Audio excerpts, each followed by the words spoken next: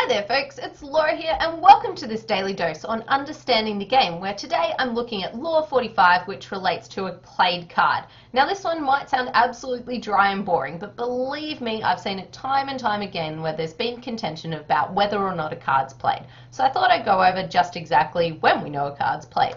So first of all, it depends on if you're the declarer or the dummy or a defender as to when a card is played. Now, as dummy, of course, you're meant to wait until your declarer designates a card for you to play.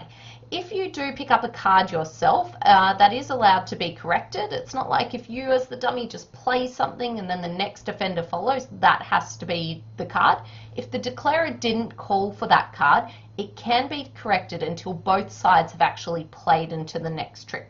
So for instance, if declarer called for the king of spades, but dummy just heard a spade, if they played a small spade, and then even if we completed that whole trick, if it was definitely deemed by both sides that declarer actually did call for the king of spades, it can go back and be changed. Now there's no penalty cards or anything like that. If you wanted to change your card, that will be fine.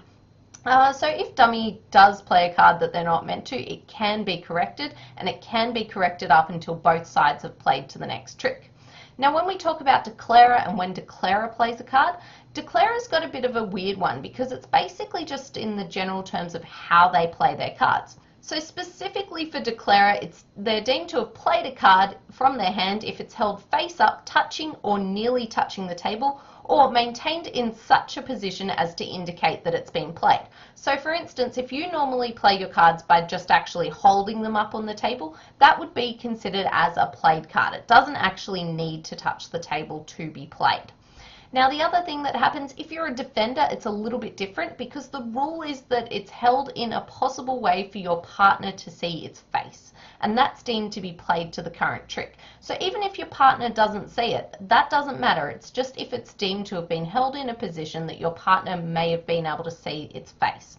Now the last thing, occasionally there's this weird situation where there's an unintended designation from dummy. Now this relates to where it's basically a slip of the tongue and declarer's just called for the wrong card.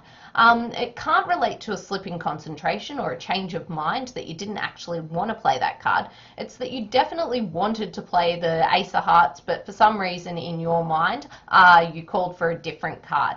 And it's just for sort of a slip of the tongue. It's up to the director to deem whether it's a slip of the tongue and an unintended designation, or if you actually intended to play that card. So that's a bit of a summary on Law 45 and when a card is played. Do remember that it is different from dummy and declarer and defenders as well in terms of the different rules that do apply. And not all of the time is there going to be severe consequences. When something does go amiss, a lot of the time it can be repaired. And if something does go wrong, just get the director over and they'll be able to handle it. Thanks for watching. See you next time.